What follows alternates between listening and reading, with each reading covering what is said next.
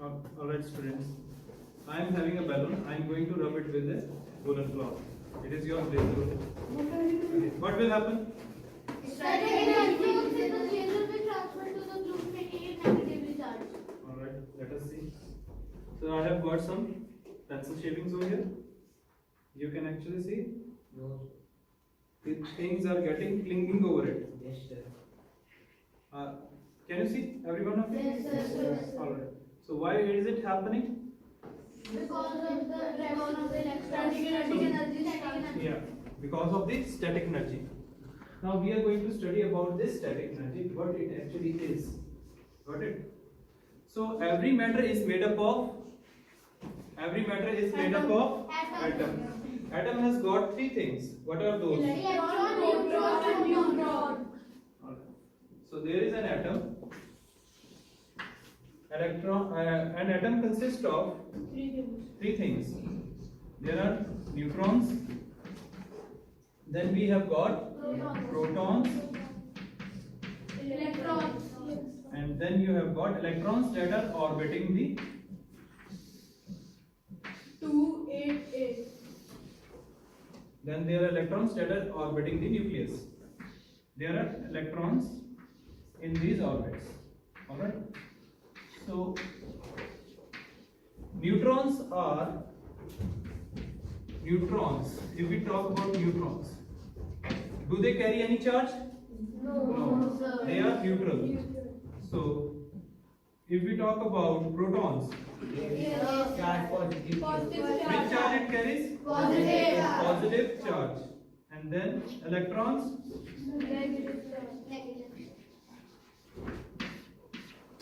negatively charged. Now what happens is nucleus contains something positive and electrons are revolving around it because it is the pull of the protons that is actually binding the electrons to the nucleus. Alright, they are moving in the orbit. Because it is positively charged and there are as many protons as there are electrons, means number of protons and number of electrons are same, and that is why overall charge remains neutral, and that is why we don't get shock from any material in day-to-day life. Otherwise, what will happen? If anything is, if electrons are more, it will be more negatively charged. If protons are there more, then it will be positively charged. And we are going to tend to have some, electric shocks on the daily basis. But it doesn't happen so, because both of these are equally balanced. Now, what happens is protons cannot leave the nucleus. They are tightly bound in the nucleus. What can easily leave? That are electrons. Now, we are going to witness how these electrons are accountable for the production of electricity. Just go through this Strange video. things seem to be happening on Rita's birthday. The balloons seem to be pulling her hair. Have you The ever thermocol witnessed balls this? started moving towards the comb. Is this some supernatural force or pure physical phenomenon? Let's find out. When Rita combed her dry hair, both the comb and her hair became electrically charged due to rubbing. The hair attracted the balloon and the comb attracted the thermocol balls. Objects can be charged mainly by three methods: by rubbing or friction, by conduction, and by induction. Click on each method to learn more. So right now, whatever we have done, like rubbing a balloon against a woolen cloth, it was producing static electricity. Was it by friction, conduction, or induction? It was by friction. Alright. So we are going to study how a body can be charged, and there are three different methods: charging by friction, charging by conduction, and charging by induction. Okay, let us study one by one. The charging of objects by friction can be explained by atomic theory. According to atomic theory, each atom atom of an object is composed of positively charged nucleus and negatively charged electrons. The nucleus of the atom consists of positively charged protons and neutral neutrons. In a neutral atom, the number of protons is equal to the number of electrons. When we rub a glass rod with a silk cloth, electrons get transferred from glass to silk. So, the glass rod becomes positively charged as it has lost electrons, and the silk cloth becomes negatively charged as it has gained excess electrons. This method of charging is... What is happening over here? There is a silk cloth and there is a glass rod. When you are rubbing a glass rod against a silk cloth, what happens? Can you tell me? Here it is positive charge. Which material is losing electrons? The glass rod is losing electrons. And which one is gaining electrons? Silk is gaining electrons. Alright. called charging by friction. Similarly, when an ebonite rod is rubbed against fur, some electrons are transferred from fur to the ebonite rod. Thus, the ebonite rod acquires a negative charge and the fur acquires an equal amount of positive charge. In this case, in the previous case, glass rod was having positive charge. In this case, ebonite rod is being used. Yeah. The fur is getting negative. Fur is getting positively charged in this case, and the ebonite rod is getting negative charge. Which one is gaining electron? Which one is losing electron? Fur is gaining. Fur is losing electrons. Losing negative means becoming positive. Alright. So fur is losing electron and ebonite rod is Gaining electrons. gaining electrons. That is why it is becoming negative. Alright. From both the examples, we conclude that friction does not create charges. It causes the transfer of electrons from one object to the other. Got this thing? Friction is not creating any charge. It is only transferring the electrons from one object to another. And electricity is always being produced when there is transferring of electrons. Alright? Otherwise, there will be no electricity. It is the only electrons which is producing electricity. Saksham, are you getting it? Alright, then sit straight. Now, the second method is charging by conduction. We are going to learn about it. When a charged body comes in contact with an uncharged conductor, charges flow from the charged body to the uncharged conductor, and the uncharged conductor gets charged. This method of charging is called charging by conduction. Can anyone tell what it actually meant? When an uncharged body contacts with a charged When an uncharged body means when a neutral body. Alright. When a neutral body, contacts with a charged body, it gets that charge, whether it is negatively charged or positively charged. Yeah, you know this ball is neutrally charged. Alright. So if I am going to bring a negative charge or positive charge near it, it is going to attain that charge accordingly. Getting it? So this type of charging is known as charging by conduction. And the third type of charging is charging by induction. Let us see. Observe this uncharged metal sphere placed on an insulating stand. An uncharged metal has equal number of positive and negative charges evenly distributed throughout its surface. Now we bring a positively charged glass rod close to the sphere. The rod attracts the negative charges on the sphere and Okay. Tell me what will happen over here. Can anyone tell? You have brought a positively charged rod near a sphere which was having a equal number of positive and negative charges. Yes, Karthik. the glass rod will also have equal. Glass rod is having a positive charge. Listen down. Saksham, can you tell? Anyone else? See, like charges repel or attract each other? Attract or repel? Repel each other. Like charges repel each other. Same charges repel each other. Opposite charges attract each other. So it is having a positive charge. So which charge it is going to repel? Positive. So it is going to repel the positive charge in this metallic ball. And which charge it is going to attract? Negative. Yes. It's gonna attract positive charge and repel negative. No, it is going to repel positive charge and it is going to attract negative charge. Like in case of magnet, similar poles repel each other, opposite poles attract each other. Alright, getting it? Repel the positive and this positive is going to attract all the negative from the spherical. Alright, just consider it. The charges get accumulated on the surface near to the glass rod. At the same time, the positive charges on the sphere get repelled and move towards the rear end of the sphere.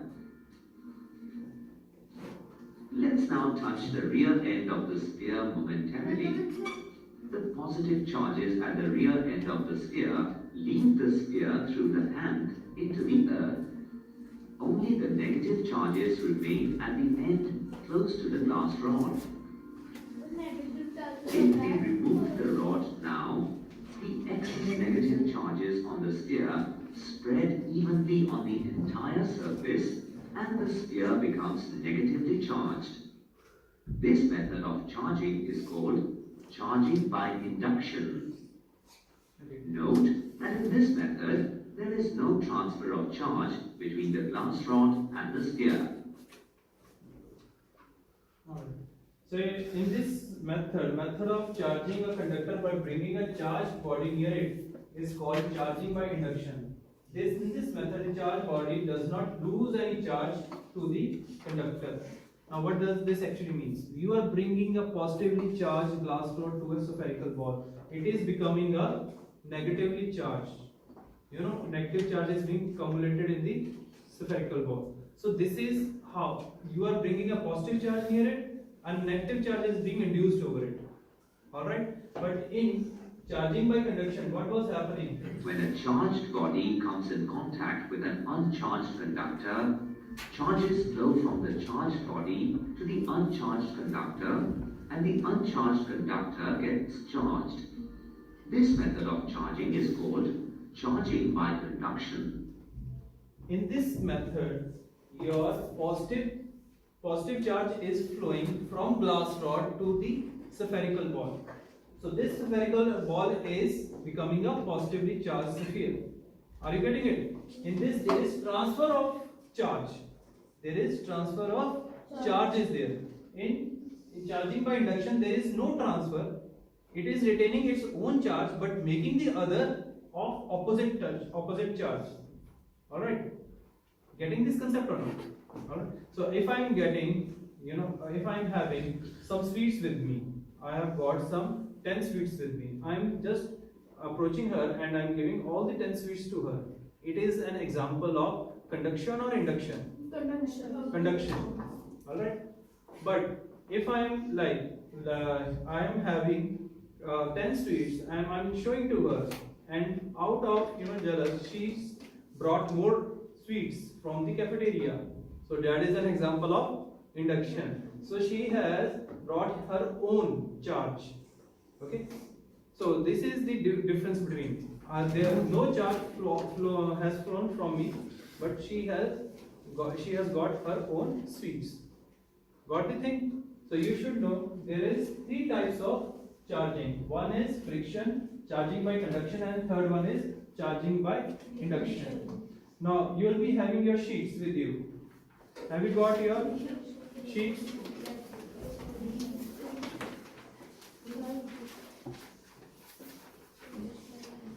The worksheet contains some questions. You just need to answer those questions.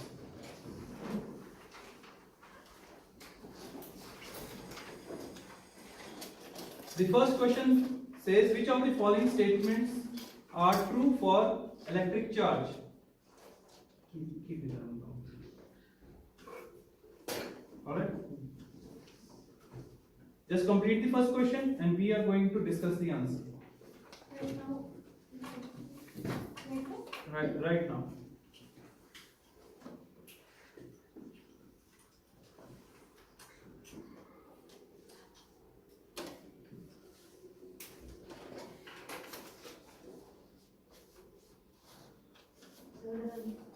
This is the sheet that you are having. It says which of the following statements are true for electric charges? Like charges repel. Is it true or false? True. Yeah, it is true. Like charges attract. False. Opposite charges repel. False. Okay, raise your hand for the answer. Opposite charges attract. Sir. Abhay. True. True. Okay, next one. A positively charged object has Sir, lost sir. electrons. Raise your Sir. hand. Yes, Akash. False.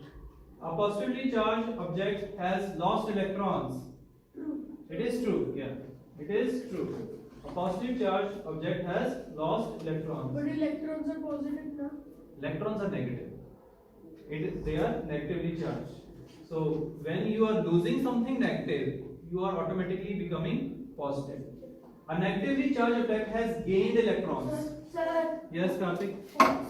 True. It is true. Right now we have discussed it. Like a negatively charged object has gained electrons. Gained electrons are negatively charged. So if some object is gaining electrons, that means it is gaining negative charge. Alright. Next question. Read the below listed description of different objects and identify these objects as one of the following: positively charged, negatively charged, neutral. So you are going to just fill with these three keywords in this table. Just do it. Then we are going to discuss. I'll be giving you only 2 minutes.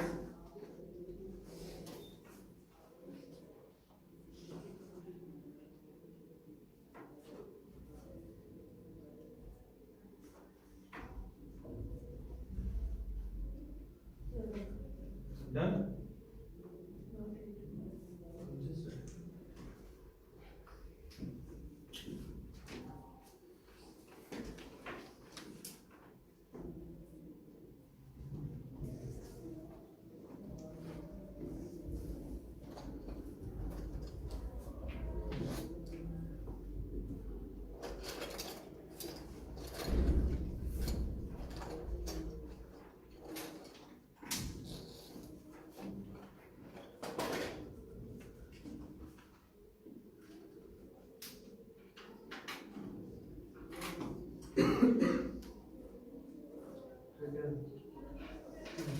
Anyone else? So go through these questions.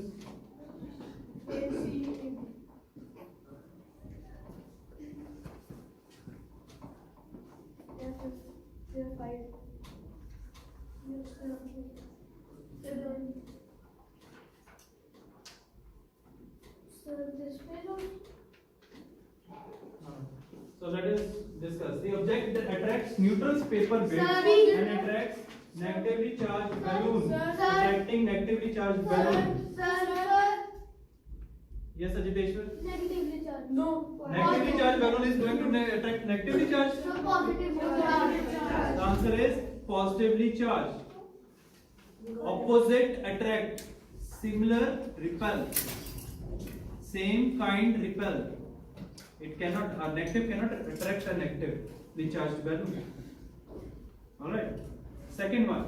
The object attracts a negatively charged balloon and attracts a positively charged balloon. Now the thing is attracting both the things.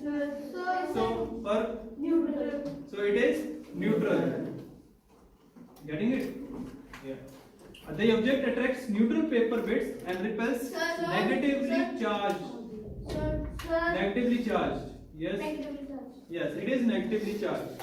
An atom having more protons than electrons, Sir. Sir. Positively charged. having more Protons. protons than electrons. Yeah, it is positively charged. A neutral object that has just gained some electrons. Sir. Yes, Rodri. Sir, negatively charged. Negatively charged. Got the concept now? All right. This third question.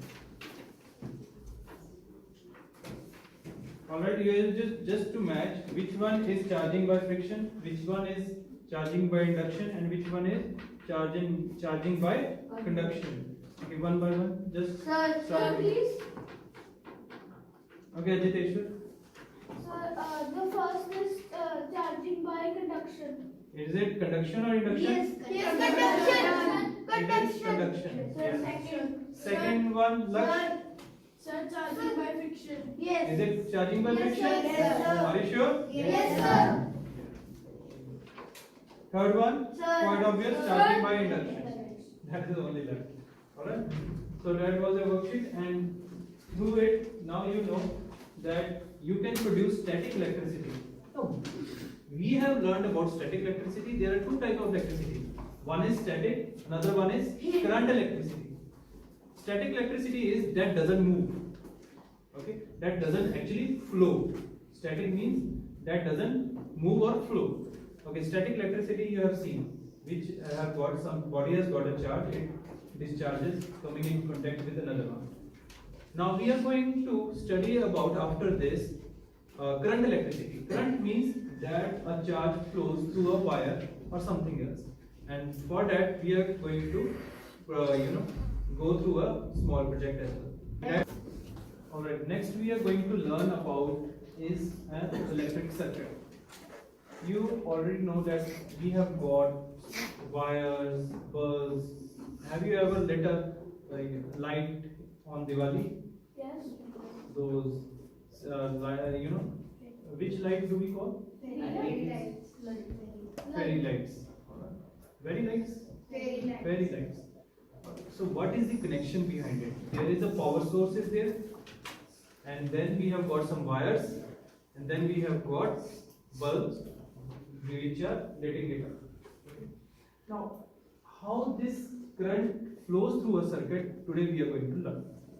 And what is the role of that battery? Now, you should know the difference between a voltage and a current. Now, what battery is providing is voltage, and what the electrons are moving around the circuit, that is actually your current, electricity current. Now I am going to tell you the difference between the two. What is voltage and what is current. We have got a apparatus over here, setup over here. I have just put a straw inside a bottle that is in the midway of the bottle. It is being filled with some water into it. Now you have to just imagine this straw is your conductor. This straw is your conductor, like any wire. This water act as your electrons. Alright? Now we need some force, and that force will be your battery. So I am going to just inflate a balloon, and that will become your battery. More you are going to inflate it, more is the power of the battery, more it has got the potential difference. Alright, that will be enough. Now I am just going to install this battery in this circuit. What will happen? The water will go in jar. Can you see the electrons have started moving? Water has started moving. So for electrons to move, we need a source of battery, and we need a conductor, or through which the electron should move. Getting it? Now this is more will be the force, more push the electron will get from that battery. Got the concept? You know now the difference between a current, the flow at which the water is flowing, that is known as your current. Alright? After a while you might have seen your battery discharges. So it has got some capacity. After running the electrical equipment, it got discharged and it stops working. Alright? So we are going to just cover that topic in animation. Conductors and insulators. Materials having free electrons in their atoms and the ability to allow an electric current to flow through them are known as conductors. Let's look at the details of conductivity. What is Cu? Copper. Alright. So we are looking at atomic level of the copper. We are looking at the atom of a copper now. Alright. What is actually happening in a copper? A copper atom has 29 protons within its nucleus and 29 electrons which orbit that nucleus.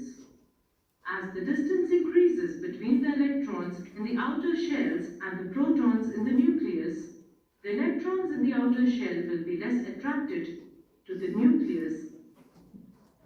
The first thing we have to learn over here, the outermost shell, the more number of shells, the outermost shell is becoming far from the nucleus, and the attraction between the last shell and the nucleus there is decreases.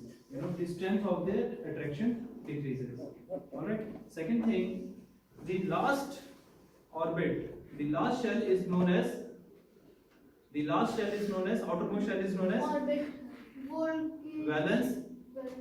valence shell, and the Anandita, and the electron in the last shell is known as valence electron. Alright. So it is all about that valence electron that is conducting electricity. Than will the electrons in the inner shells. In our copper atom, this outermost shell, also referred to as the valence shell, will hold only one electron, a valence electron. Because this valence electron is only loosely bound to the nucleus of an atom, it can move away from the parent atom when sufficient energy is gained or lost.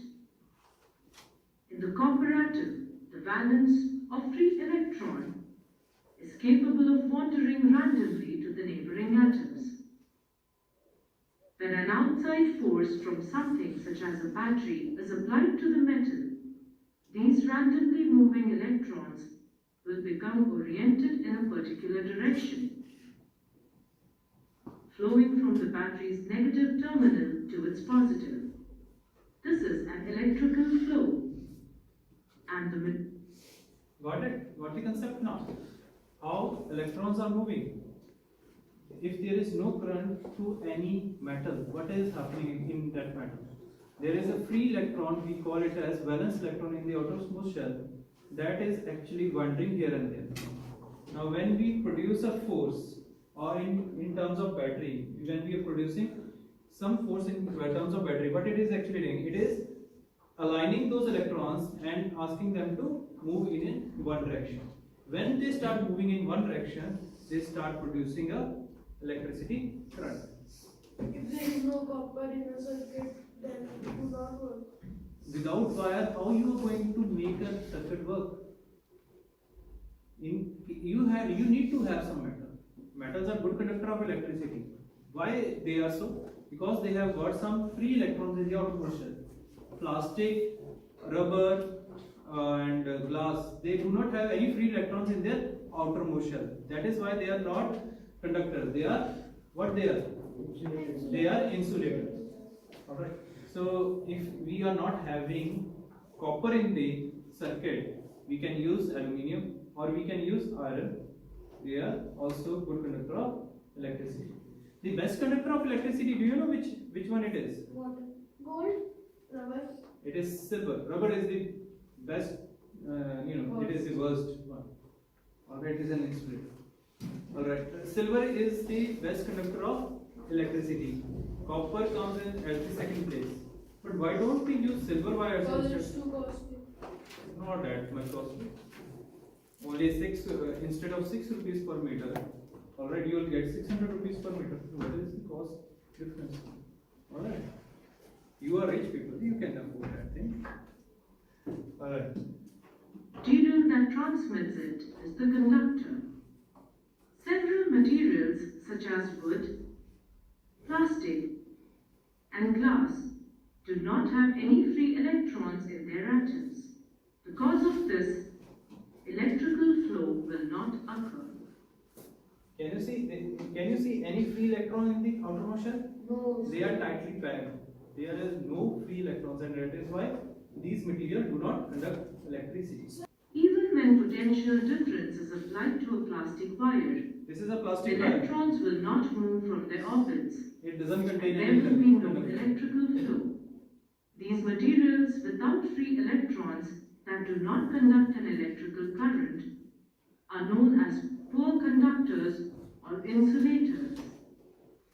Interestingly, carbon can form two compounds, graphite and diamond. Now, carbon, out of carbon, even diamond can be formed, or graphite can also be formed. Where you can find graphite? In pencils. She has made a project on that, right? So in a pencil you have got a graphite that is a good conductor of electricity. But when it comes to diamond, diamond is a insulator. It doesn't conduct electricity. So you will get to know about how they differ in their structures.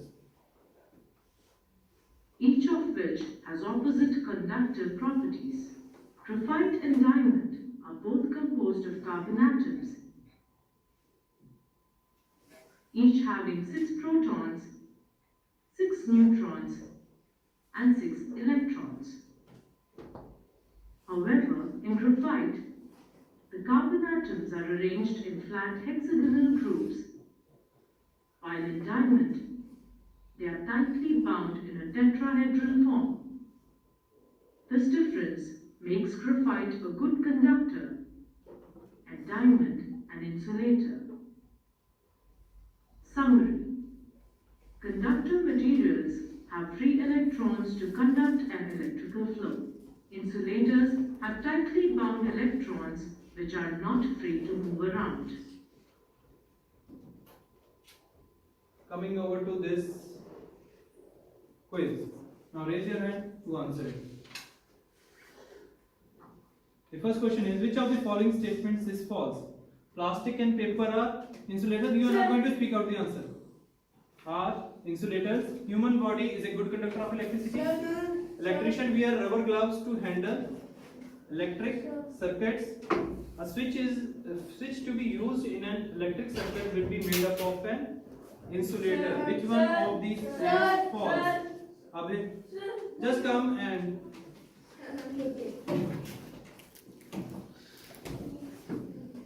is it so? Which one?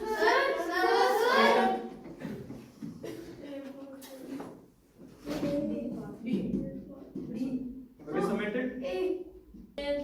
D. Next is me.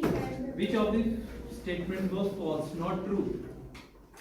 See, paper and plastics are insulators, quite obvious. Alright. Human body is a good conductor of electricity. I told you, human body has got blood cells. Blood cells have got iron into it. Hemoglobin has got iron. Humans have gold also. A little bit gold. Alright. So electrician wear rubber gloves to handle electric circuits. Why shouldn't they wearing like who was that villain in Avengers? Thanos.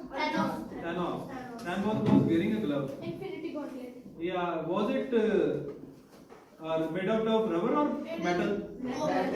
So he cannot actually handle electricity. It can be a problem. No. Yes, Yeah. yes. Those It are could take connected. some powerful tools.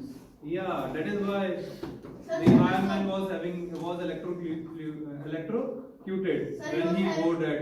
Sir, he was having thunderstorm. Yes. All right. Next question.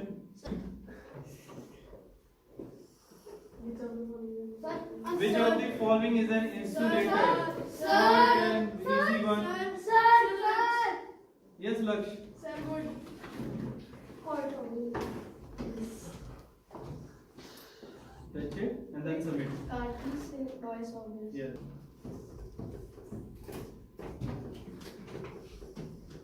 So why are we on third, second? Sir, by mouse. Second is By mouse. mouse. Materials which do not allow electric current to pass through them are called Manjot. Come and mark the answer. Right.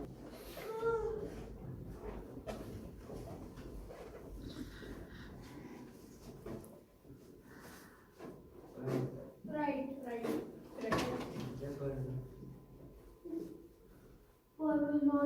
Done. Alright. So you have got a fair idea about electricity, how electric current is being produced, how electrons are moving, what is the difference between a voltage and current, and what is static electricity. Third question is wrong. Sir, it is attracting. Yes.